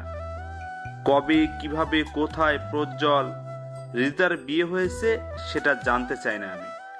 জয়ের সাথে বিয়েটা হচ্ছে এটাই ফাইনাল। বিতর্কে যেতে চাচ্ছি না আপা। মামু, তুমি কি প্রমাণ চাচ্ছ নাকি আইনি ব্যবস্থা? রেগে গেলেন রিদিতার বাবা। প্রজ্জ্বল। সোফিয়া আনাম আর ওসমান সাহেবের তর্কাতর্কি একসময় কঠিন রূপ নিল। দরজার বাহিরে দাঁড়িয়ে রিদিতা এতক্ষণ সব কিছু দেখছিল, সব কথা শুনেছে সে। জয়ের সাথে বিয়ে দেওয়ায় কথাটা শুনে ছলছল করে উঠল তার চোখ জোড়া। ততক্ষণে আর এক দফা গোলযোগ সৃষ্টি হয়েছে ড্রয়িং রুমে। এইবার কি রিদিতা আলাদা হয়ে যাবে প্রজ্জ্বলের থেকে? কালো মেঘের দল নেই বিস্তর আকাশে, শুধু শুভ্র মেঘের আধিপত্য। সেই সকাল থেকে বড় একটা গোলাকৃতির চাঁদ উঠেছে শুভ্র নীলিমার মধ্যেখানে। সোনালী বর্ণের আলো ছড়িয়েছে ধরণীতে। নিজের ঘরের মেঝের ঠিক মাঝখান বরাবর হাত পা ছড়িয়ে শুয়ে আছে রিদিতা। ঘরের ট্রিম লাইটের টিমটিমে আলো ছাপিয়ে বারান্দার দরজা দিয়ে চাঁদের এক ফালি কিরণ পড়েছে রিদিতার মুখের উপর। ওর দৃষ্টি ঘুরপাক খাচ্ছে বারান্দায় লাগানো ছোট্ট গোলাপ গাছগুলোর উপর। প্রজ্জ্বল কিনে দিয়েছিল গাছগুলো 2 মাসখানেক আগে। নিজের হাতে রিদিতার বারান্দায় লাগিয়ে দিয়েছে অবধি। গাছ লাগানোর সময় রিদিতাকে বলেছিল, হৃদরানী যখন আমাকে খুব মিস করবে অথবা মন খারাপ থাকবে, তখন গোলাপ গাছগুলোকে সব শেয়ার করে দিও, দেখবে মন খারাপ ভালো হয়ে যাবে। তখন রিদিতা হেসে বলেছিল, আপনি তো সবসময় আমার আশেপাশেই থাকেন প্রজ্জ্বল ভাই, মিস করার সুযোগ কই? প্রজ্জ্বল সেদিন আর কিছু না বলে হেসেছিল শুধু। আজ আমার প্রচণ্ড মন খারাপ প্রজ্জ্বল ভাই, আপনাকে অনেক মিস করছি। গোলাপ চারাগুলোকে বলছিলাম তখন, এই তোরা শোন, আমার আজ মন খারাপ, মিস করছি তাকে। কিন্তু মন ভালো হয়ে যায়নি আমার, এখনো অনেক মন খারাপ করছে। আপনি কি তাহলে মিথ্যে বলেছিলেন প্রজ্জ্বল ভাই? আপনি তো মিথ্যে বলেন না, তাহলে কেন মন ভালো হচ্ছে না? চারাগুলোর আজ খেয়াল করিনি বলে তারা কি অভিমান করেছে? সেই কারণে আমার মন খারাপ বুঝতে পারছে না? নিজে নিজে মিনিট খানেক বকবক করল রিদিতা। এখনো ওভাবেই হাত পা ছড়িয়ে শুয়ে আছে সে। বেডে গা এলিয়ে দিতে বিরক্ত লাগছে।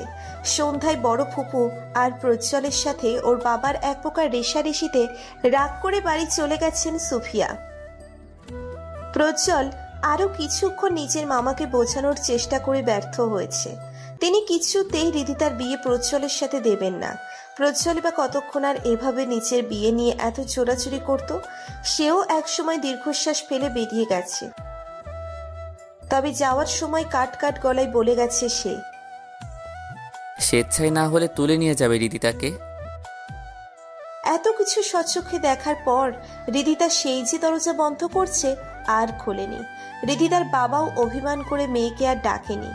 শেফা একটু আগে দরজার বাহির থেকে অনেক ডাকাডাকি করে গেছে খাওয়ার জন্য, কিন্তু একঘেয়ে রিদিতা দরজা খোলেনি। রাগান্বিত গলায় সে বলে দিয়েছে সে খাবে না, খিদে নেই। শেফা মেয়ের জেদের কাছে জিম্মি হয়ে আর ডাকতে আসেননি। রিদিতা বারান্দার দরজা থেকে চোখ সরিয়ে নিল। মেঝেতে পড়ে থাকা ভাঙা ফোনটার দিকে তাকিয়ে তপ্ত নিঃশ্বাস ফেলল। প্রজ্জ্বল ফোন ধরছিল না বলে রাগের বশে আছাড় মেরেছে মেঝেতে। ফোনের ভাঙা অংশগুলো ঘরময় ছড়িয়ে ছিটিয়ে আছে। মেঝে থেকে চোখ সরিয়ে নিল তৎক্ষণাৎ। তারপর ঘরে জ্বালানো বৈদ্যুতিক হলুদ রঙের ড্রিম লাইটের দিকে তাকিয়ে থাকলো এক ধ্যানে। কিছুক্ষণ তাকিয়ে থাকার পর চোখ জোড়া ঘোলা হয়ে আসতে শুরু করলো। তবুও তার চোখ সরানোর নাম নেই। খুব বিরক্ত লাগছে এখন রিদির। সবকিছু ভেঙে ফেলতে ইচ্ছে করছে এই মুহূর্তে। রিদিতা নিজের বিরক্তির বশে হঠাৎই হাত পা মেঝেতে দাপাতে লাগলো। তারপরে অবু হয়ে শুয়ে চোখের জমানো পানি বিসর্জন দিতে লাগলো। চকলেট চাই তোর? হঠাৎই বহু প্রতীক্ষিত কণ্ঠস্বর কর্ণকুহরে প্রবেশ করতেই চমকে উঠল রিদিতা। উঠে বসল না, শুধু পাশ ফিরে তাকিয়ে থাকলো চেনা অবয়বটার দিকে। প্রজ্জ্বল এসেছে, সত্যিই প্রজ্জ্বল এসেছে।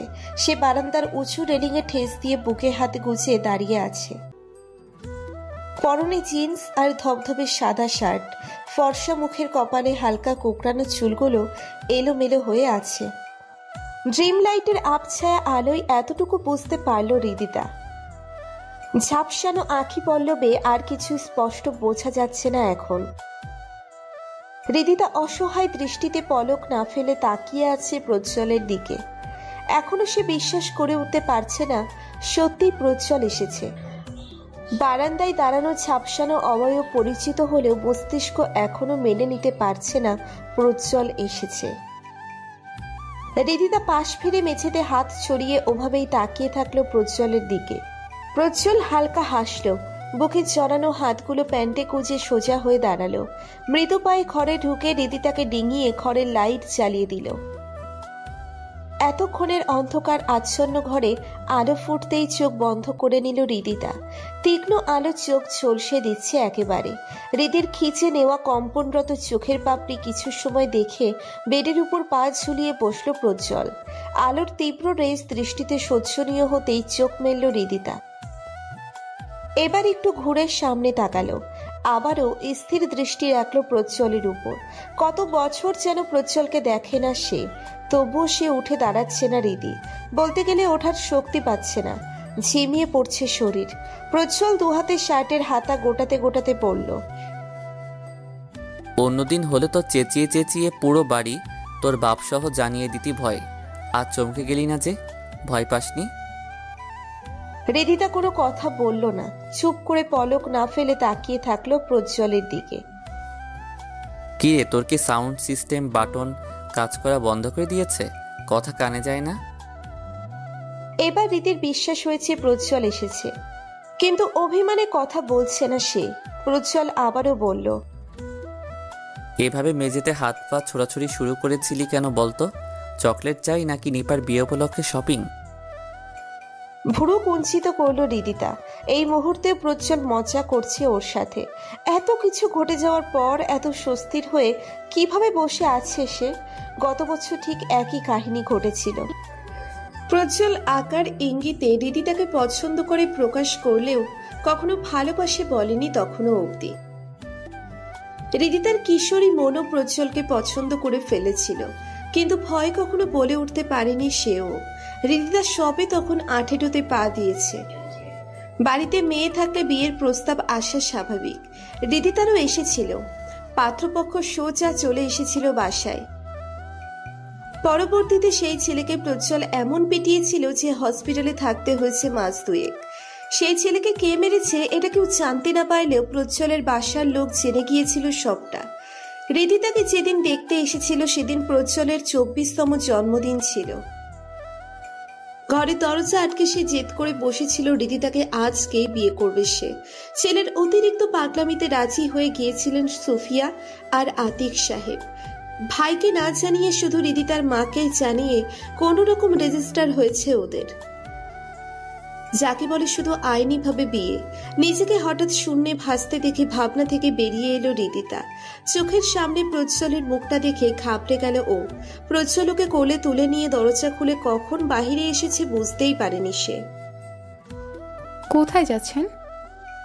নামিয়ে দিন প্লিজ, আব্বু দেখে ফেললে কেলেঙ্কারি হয়ে যাবে। প্লিজ নামিয়ে দিন, আব্বু আপনাকে এ বাড়িতে দেখলে আবার অপমান করবে। প্রজ্জ্বল রেগে গেল, শক্ত কণ্ঠে ফিসফিসিয়ে বলল, তুই এইভাবে চিল্লাচিল্লি করলে মামু এমনি বুঝতে পেরে যাবে কত রাত হয়েছে। সে খেয়াল আছে তোর? মটকা মেরে মেঝেতে পড়েছিলি, টাইমটা দেখিসনি? ফোনটা তো ভেঙে ফেলছিস তাই তো? প্রজ্জ্বলের গলা আঁকড়ে মাথা নিচু করলো হৃদি। আস্তে করে বলল, কয়টা বাজে? প্রায় 1টা। কি? হুশ, সাউন্ড করবি না একদম। ততক্ষণে মেইন দরজা খুলে বেরিয়ে এসেছে প্রজ্জ্বল। বাহিরে এসে হৃদিতাকে নামিয়ে দিল নিজের বাইকের পাশে। শান্ত মতো বলল, উঠে বস চটপট। হৃদিতা দ্বিমত করল না। বাধ্য মেয়ের মতো উঠে বসলো বাইকে। রিদিতা উঠে বসতেই ঝড়ের বেগে গাড়ি স্টার্ট করে বেরিয়ে গেল প্রজ্জ্বল, একদম রিদিতার বাড়ির ত্রিসীমানা ছাড়িয়ে। নির্লিপ্ত নীলিমায় বড় থালার মতো চাঁদটা এখন মাঝ বরাবর, সুপ্ত কিরণ এখনো ছড়িয়ে দিচ্ছে সে। হাওয়ার বেগে ফাঁকা রাস্তার গাড়ি ছোটাচ্ছে প্রজ্জ্বল। রিদিতা এক হাতে প্রজ্জ্বলের কোমর আঁকড়ে ধরে বসে আছে। বাড়ি থেকে বেরিয়ে আসার পর এতক্ষণ কেউ কারোর সাথে কথা বলেনি। রাতের পরিবেশে মুগ্ধ রিদিতার হঠাৎই কিছু মনে পড়তেই সে বলল, আচ্ছা, এত রাতে বাসার মেইন দরজা খোলা ছিল কেন? প্রজ্জ্বল সামনে তাকিয়ে বাঁকা হাসল রিদিতার দৃষ্টি এড়িয়ে, তারপর বলল, যে বাড়িতে আমার মামির মতো শাশুড়ি আছে সে বাড়ির জামাইয়ের মাঝরাতে প্রেম করতে কোনো বেগ পেতে হয় না। আম্মু। মামুনি দরজা খুলে দিয়েছে। তাহলে আপনি বারান্দা দিয়ে এলেন কেন? মামুনি বলল তুই দরজা খুলছিস না, তাই বারান্দা দিয়ে আসতে হয়েছে। রীতির কপাল কুঁচকে এলো। নিজের মা মাঝরাতে জামাইয়ের সাথে মেয়েকে ঘুরতে পাঠিয়ে দিচ্ছে। বাহ বাহ। রিদিতা বলল, কিন্তু আমরা যাচ্ছি কোথায়? জানি না। মানে খুব সিম্পল, আমরা পালিয়ে যাচ্ছি। আটকে উঠল রিদিতা, চোখের মনে কোটর থেকে বেরিয়ে আসার জোগাড়। কি বলছে কি প্রজ্জ্বল? আপনার মাথা ঠিক আছে? কি সব বলছেন? মাথা ঠিক না থাকার কি হলো? পালিয়ে যাচ্ছি বছর দুয়েকের জন্য, একেবারে বাচ্চা কাচ্চা নিয়ে ঘরে ফিরবো। দেখি তোর বাপ মেনে না নিয়ে যায় কোথায়। আমি কিন্তু ঝাঁপিয়ে পড়বো। বাইক থামান তাড়াতাড়ি। না থামালে? আমি কিন্তু এবার চিৎকার করব প্রজ্জ্বল ভাই। এই শুনশান নীরব রাস্তায় কে শুনবে তোর চিৎকার? তাছাড়া আমি কি পরপুরুষ নাকি? নিজের বরের উপর কিসের দোষ চাপাতে চাচ্ছিস? ছি ছি। প্রজ্জ্বল ভাই, গাড়ি থামান। আমি কোথাও যাব না। আব্বুকে কষ্ট দিতে পারবো না আমি। নামিয়ে দিন আমায়। দরকার হলে আপনি একা পালিয়ে যান, তারপর বাচ্চা পয়দা করে তাদের সমেত ফিরবেন। প্রজ্জ্বলের পেটে শক্ত করে চিমটি কেটে কথাগুলো বলল রিদিতা। হঠাৎই পেটে খামচি পড়াতে গাড়ির টাল হারিয়ে ফেলল প্রজ্জ্বল। বেগ হারিয়ে কিছুটা রাস্তা এলোমেলো ভাবে এগিয়ে গেল গাড়িটা। ইট পাথরে তৈরি শক্ত রোটির উপর গাড়িটা পড়তে গিয়েও পড়ল না শেষ অবধি। শেষ মুহূর্তে এসে দক্ষ ড্রাইভারের মতো কোনো রকম বাইকটাকে কন্ট্রোলে আনলো প্রজ্জ্বল। কাট কাট গলায় বলল, মেরে ফেলবি নাকি? তোর মরার শখ থাকলে ঝাঁপিয়ে পড় যা। আমাকে চিমটি কাটছিস কেন? তাছাড়া বাচ্চা আমি একা কিভাবে পয়দা করব শুনি? অন্য সময় হলে হয়তো লজ্জা পেত রিদিতা, কিন্তু হঠাৎ গাড়ি তুলতে থাকায় সেও কিছুটা ভয় পেয়ে গেল। অন্ধকারে সত্যিই এমন করা উচিত হয়নি, কিন্তু প্রজ্জ্বল যা করেছে তা কি ঠিক? শেষ কিনা পালিয়ে যাচ্ছে তারা। এই মুহূর্তে প্রজ্জ্বলকে রাগিয়ে দিলে চলবে না, ঠান্ডা মাথায় বোঝাতে হবে। শুকনো একটা ঢোক গিলে নিজের ভয়কে সংবরণ করল রিদিতা। পরপরই বলল, প্রজ্জ্বল ভাই, বাড়ি ফিরে চলুন। এটা ঠিক হচ্ছে না কিন্তু প্রজ্জ্বল ভাই। তুই এমন এক নিঃশ্বাসে ভাই ভাই ডাকতে থাকলে সত্যি আমি নিজে তোকে বাইক থেকে ধাক্কা দিয়ে ফেলে দিব। ফাজিল মেয়ে, নিজের বরকে ভাই ভাই করতে থাকিস, একটু লজ্জা লাগে না? একটু না? বিয়ের বছরখানিক পেরিয়ে গেল, অথচ তোর ভাই ডাকা বন্ধ হলো না। ভাই ডেকে ডেকে শহীদ হওয়ার ইচ্ছে নাকি তোর? আহা কি দুঃখ। এই জীবন আমি আর রাখবো না এই জীবন। প্রজ্জ্বলের সিরিয়াস কথার মধ্যে ন্যাকামির ধাঁচ দেখে স্তব্ধ হলো রিদিতা। একটা ছেলে কি করে এত ঢং করতে পারে? রিদি তো মেয়ে হয়েও এতটা ঢং করে না যতটা এই ছেলে করছে। রিদিতা কিছু বলার আগে প্রজ্জ্বল আবারও বলল, আমি যখন ঠিক করেছি তখন পালিয়ে তো যাবই। আচ্ছা বলতো, কয়টা বাচ্চা চাই তোর? ডজনখানেক নাকি তার থেকেও বেশি? কিন্তু 2 বছরে কি কয়েক ডজন বাচ্চা আমদানি করা সম্ভব? কি করা যায় বলতো? তোর বাবাকে নাতি নাতনির সুগঠিত সম্মেলনে ডুবিয়ে রাখবো আমি। বল রিদিরানী, কি করা যায় এর জন্য? উপায় কি? রেগে গেল রিদিতা। প্রজ্জ্বলের মতো চাক্ষুষ একটা ছেলে পালিয়ে যাওয়ার সিদ্ধান্ত নিয়েছে সেটা ভাবতেই পারছে না সে। হ্যাঁ, রিদি মানছে প্রজ্জ্বল একটু রকচটা, তাই বলে এমন সিদ্ধান্ত? রিদিতা তীক্ষ্ণ কণ্ঠে বলল, আপনি কি করে এমন একটা সিদ্ধান্ত নিলেন? আমার উপর বিশ্বাস নেই? প্রজ্জ্বলের এমন শান্ত কণ্ঠের প্রেক্ষিতে কিছুক্ষণ চুপ থাকলো রিদিতা।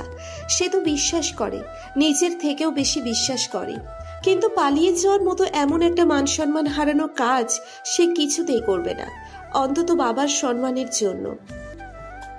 প্রজ্জ্বলের কোমরে আঁকড়ে ধরা হাতটা গুটিয়ে নিল রিদিতা, গম্ভীর কণ্ঠে বলল, আমাকে নামিয়ে দিন প্রজ্জ্বল ভাই, আমি কোথাও যাচ্ছি না। রীতির কথা শেষ হতে না হতেই সাথে সাথেই থেমে গেল বাইক। প্রজ্জ্বল স্বাভাবিক গলায় বলল, নেমে পড়। থমকে গেল রিদিতা। গটিয়ে নেওয়া হাতটা আবারও প্রজ্জ্বলের কোমরে গোজে আটো সাটো হয়ে বসলো সে। সত্যি সত্যি প্রজ্জ্বল নামিয়ে দিচ্ছে নাকি? রীতি তো ভেবেছিল প্রজ্জ্বল এমন কথা শুনলে ওকে বাড়িতে রেখে আসবে, কিন্তু না, সে তো মাঝরাতে সত্যিই রীতিকে রাস্তায় নামিয়ে দিতে চাইছে। এত রাতে কোথায় যাবে রিদি? অন্ধকার রাস্তায় ভূতটুত চলে আসে যদি, তখন তখন কি হবে? এসব উদ্ভট কথা ভেবে পাগল পাগল লাগছে রিদির। হাতের বাঁধন আরো শক্ত করলো, দুটো হাতেই এবার প্রজ্জ্বলের কোমর শক্ত করে জড়িয়ে ধরে গুটিয়ে বসলো সে। দম বন্ধ করে মেরে ফেলবি নাকি? কাছে গেলেই তো তোর ছটফটানি শুরু হয়ে যায়, অথচ আজ দু হাতে চেপে ধরে বসে আছিস। লাগছে আমার, তাড়াতাড়ি নেমে পড়। রিদিতা আরো শক্ত করে জড়িয়ে ধরল। কিছুতেই সে বাইক থেকে নামবে না, কিছুতেই না। প্রজ্জ্বল বলল, উল্টো দিক হয়ে আছি, তাই তোকে চটটাও বসাতে পারছি না। তুই নামবি নাকি বাইক থেকে ফেলে দিব তোকে? প্রজ্জ্বলের কথার প্রেক্ষিতে রিদিতা কাঁপা কাঁপা গলায় বলল, আমি নামবো না। শেষবারের মতো বলছি, নেমে পড় রিদি। কথাটা বেশ জোরেই বলল প্রজ্জ্বল। কেঁপে উঠল রিদিতা। আড়ষ্ট হাত জোড়ার বাঁধন আলগা করে নেমে পড়ল সে। গাড়ি থেকে নেমে দুপা পিছিয়ে হাতের মুঠোয় ওড়নার এক প্রান্ত পেঁচাতে লাগলো। এই মুহূর্তে ভীষণ কান্না পাচ্ছে তার।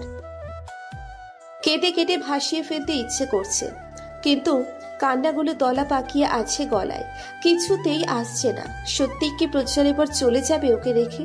গাড়িটা সাইড করে রেখে রিদিতার সামনে দাঁড়িয়ে দুহাত প্যান্টের পকেটে গুছল প্রজ্জ্বল। চাঁদের সূক্ষ্ম আলোয় নিচের প্রেয়সীকে দেখতে লাগলো সে।